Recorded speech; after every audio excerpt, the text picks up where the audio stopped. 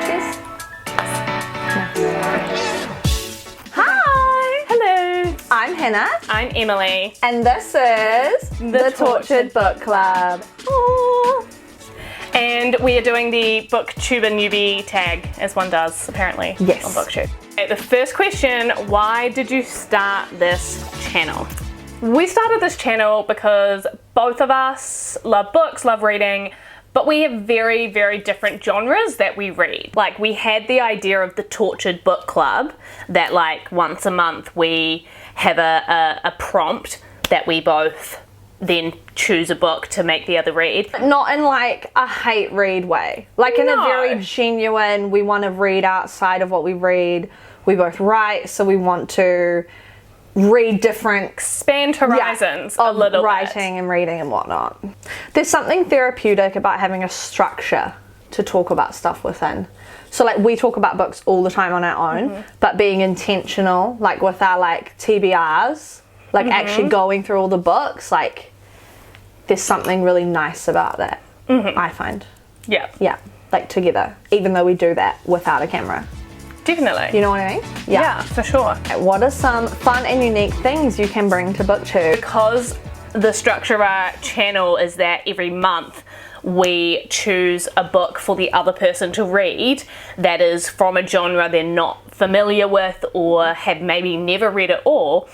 I think that is something I don't often see that much around Booktube, at least not on a regular basis. Yeah, so like people who only read romance, somewhat like myself, you might be getting tired of a story, but if that's all you're reading, then your opinion is relevant to the context of everything else that you read.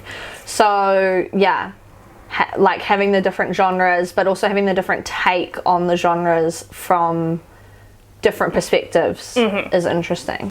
Unique is a horrible word. I feel like no one should be allowed to say what makes me unique. Yeah. We're sisters. There's plenty of sisters. I don't know if that's unique. We're from Aotearoa, New Zealand, smaller country. Lots of booktube, obviously, like Yeah. anything in life is dominated by a lot of Americans. I mean, and we're British still people. we're still two white girls. So Very like, white, yeah. That's not like. No. But certainly not being kind of like, yeah, America, the UK, they definitely dominate a lot of spaces, and it can be interesting not being from that space, but obviously having media heavily kind of controlled by them. You are somewhat removed still, you know? Yeah. And we do both read, I would say, a fair bit of Aotearoa New Zealand authors. So, you know, if you're wanting like fresh recommendations, you will get them here. What are you most excited for about this new channel? This is going to sound weird, but I think it's exciting. It's very easy to, when you're by yourself and you decide I'm going to undertake a creative endeavor, for it to not happen, or you get waylaid by life and everything. And what I'm excited for is that we're both keeping each other accountable and we're being very intentional, and so we are getting an end product at the end. We're getting a fun, cool video that we made together, and that's fun. It's fun to create things. It just is. Even if no one watches it, it's still fun. I've got so many YouTube channels I haven't done because I was only counting on me, and I haven't done them, even though I've been thinking about it for years. Yeah. I wouldn't have done this if you weren't here. I just would have backed out. I would have found some excuse not to do it. Yeah. Why do you love reading? Why don't you? Like, I literally was talking to a family member, a niece, I guess, in some ways. I'm not sure how to identify her. Anyways, and she was like, I don't understand it. Books are so boring. And I was like, shut the fuck up. Like, I mean, I didn't say that to her because she was like, I think if you think reading is... I think if you think reading is boring, you're just not reading the right books. You're doing it wrong. You're doing it wrong. And that's why Booktube is quite cool, because you can see, like, if you walk into your Witcalls and see the top 100 or the stuff, the Jones picks, like, yeah, there might not be something the general books that you think are around might not be your taste, but like there's something a book for you. For everyone. Yeah. We like reading why everyone else likes reading. Yeah, like very cliche reason. It's a form of escape. It's fun to learn about characters. It's just, look, it's the same reason everyone watches TV. No one's like, oh, why do you like No watching one TV? questions that, right? Exactly. That's how I feel about reading. I'm Yeah. like, you're doing it wrong. In the same way everyone loves movies. Stories are fun. I mean, okay, maybe some people don't love movies, but you know what I mean. I'm like, story is just essential to our existence. It's fun. Yeah. What book or series got you into reading? Okay, so child, classic. My mum loves to tell people Hannah was struggling with her reading, like until she read Harry Potter. I don't know why she feels the need to tell everyone that, but it's true. I'm a cliche girly because it's the Harry Potter, and as a teenager, it's the Vampire Diaries because I'm of that demographic. 30. I'm a 30 girly. And then as an adult, because I didn't read for like a decade, it was all the Booktube books that were big in 2020 when I started reading. So Red, White and Royal Blue, Court of Thorns and Roses, Heartless, just kind of anything and everything. Oh, Queen of Nothing. All the books that were just really popular because I just found Booktube through StudyTube. Nice. Nothing personal really. Love it. Just classics. Classics for the years. Yeah. Beautiful. What about you? For me, books or series that got you into reading, I can't actually remember when I was a kid any particular book. I think I always liked reading. I read a lot of Judy Moody, Dear Dumb Diary. Shut up. These were great. Clarice Bean, I think, was one. I don't know. I read a lot. I did read Harry Potter. Did you like Andy Griffiths? No, I didn't read Andy Griffiths. Fuck, I loved him. Yeah, see, that's the kind of See, person already different books. I would say when I was in high school, my main books I was reading was Jodi Picoult. In high school? Everything Jodi Picoult. My God. Old lady alert already. All my friends were too. Okay? You were old nerds. Whatever. That was girl what I nerds. read in high school. In terms of getting, I will say one thing. I will name this book because, like everyone, you go through those things of having breaks where you don't read at all because you're an adult with responsibilities. One that Not anymore. My friend actually, she recommended it with the preface of like, hey, if you need help getting back into reading, which I told her I had, read this. It is short and good and will just make you fall in love with reading again. And that was Normal People by Sally Rooney. And it did work. I've been pretty consistent reading since I read that. What questions would you ask your favourite booktubers? Questions I have. My main question is always, how do you deal with how content creation affects your consumption of books? I hate the feeling of like, I'm reading this book to then talk about it. Not because I want to. True. Not that I think I do that much, but I literally will be like, oh, I can't make that video because I'm not actually just organically picking up reverse harem romances. Whereas people's entire channels will be intentionally reading love triangles for a week and then making a video about it. Intentionally reading romance and then you know what I mean? Like, would we do a lot of, wow, way to just like drop some big philosophical questions, but would we do a lot of what we do if we weren't trying to get something out of it? Like, capitalism makes everything a transaction. Everything. Yeah. So are you imagining if we continue to this channel, like that when you go into a bookstore, you're maybe no longer looking at like, what book am I just genuinely wanting reading? Or are you like, oh, I know I need to do a video about X, so maybe that, or this book could make a good video for this. And I'm not saying that's necessarily a bad thing. Like, it's not a good or bad question. It's just like, wondering if that's what's happened. it's just interesting. Yeah. How does that affect you? Like, how do you deal with that? Yeah. How does it affect your entire relationship with literature Reading. in that way? Yeah. Because I'm not saying you shouldn't. We're reading books we wouldn't normally read, and some of them I probably won't fucking like. Yeah, same.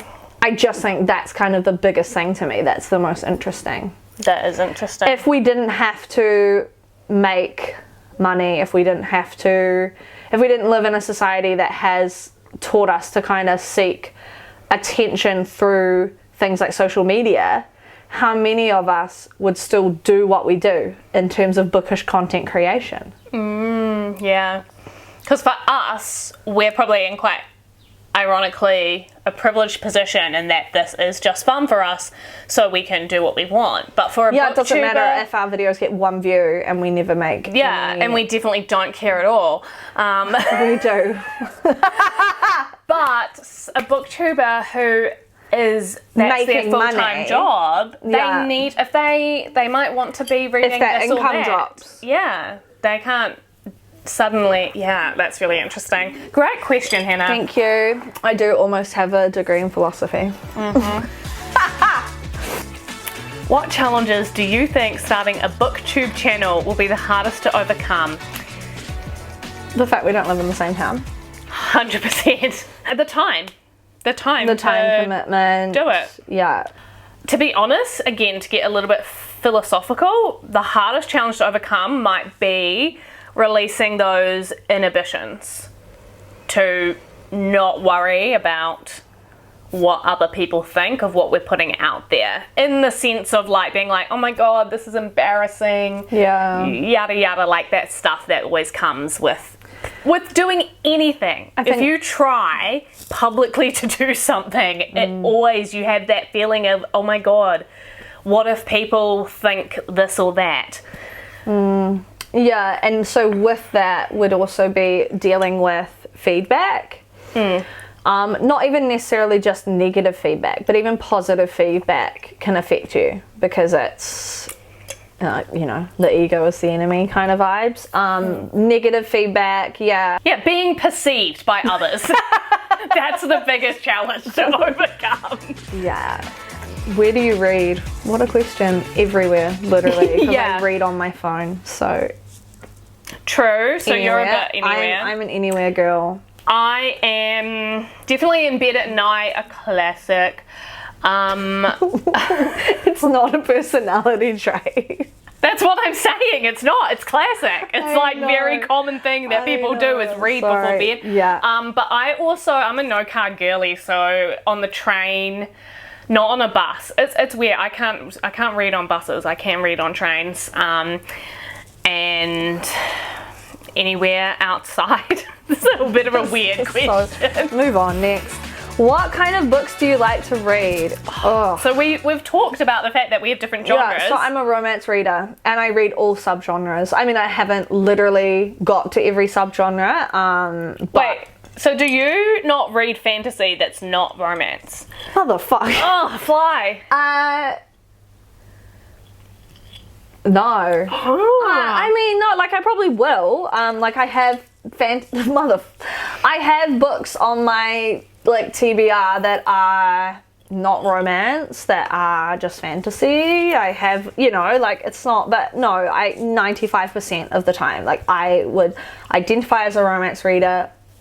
Everything is under that umbrella.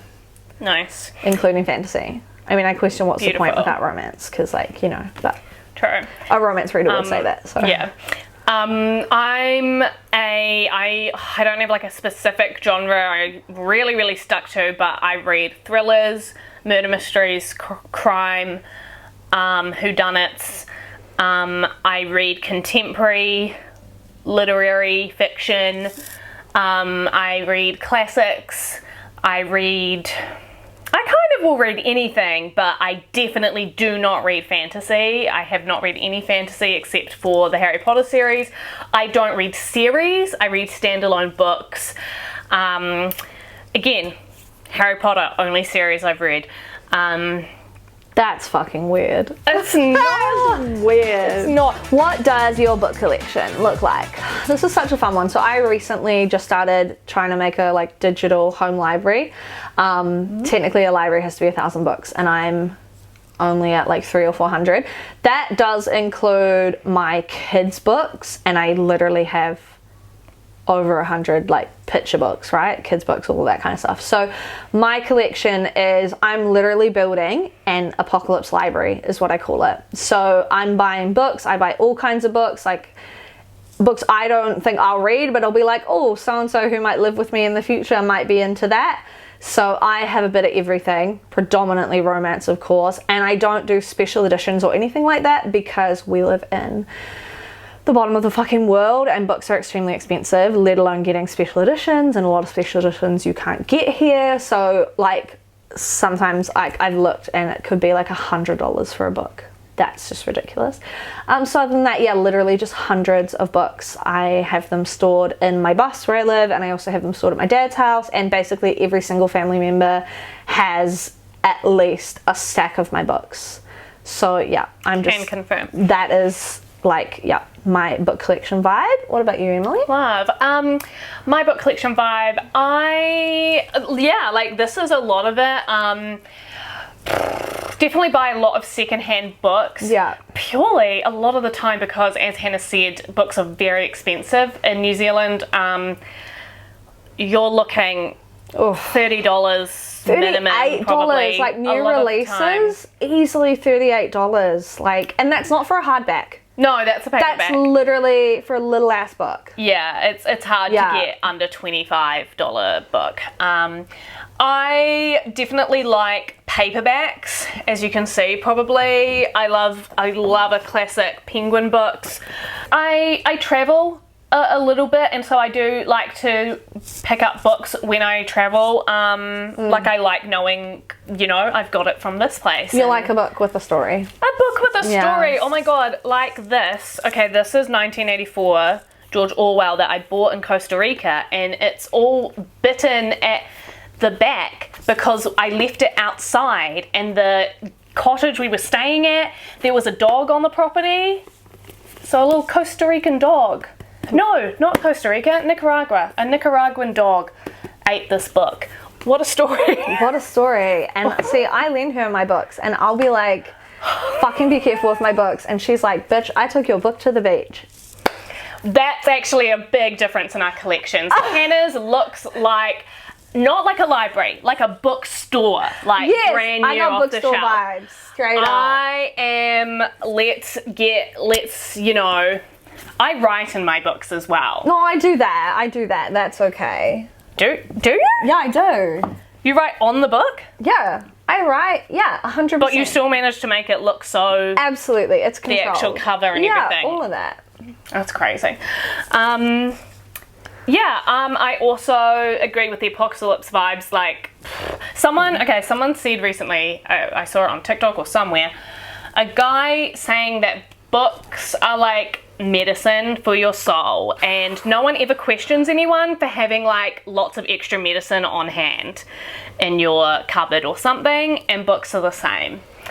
That's lovely. I saw a really lovely quote. It's going to annoy me that I can't remember it. And yeah, it was something of that fact. It was like, don't think of your unread books as like this arbitrary like thing that you have to complete. Like, they are there to be there for when you need them. Mm-hmm. And like, yeah. And also, I just enjoy that it's like you've bought someone's art, and even if you haven't read it, because it's like limited time, that still helped them. Mm-hmm. Right? So like, I have lots of authors where I can't get to all their books because I'm prioritizing other reads, but I've still supported them in that moment. Mm-hmm. Yeah, I would say similar to that. I will often buy a book after I read it from the library or something, because I'm just like, no, I love this book. I don't even necessarily reread it that much. 100% agree, but I still like it. Cute. Love. I think that's the tag. Hopefully that was cute. Helpful. A little bit informative.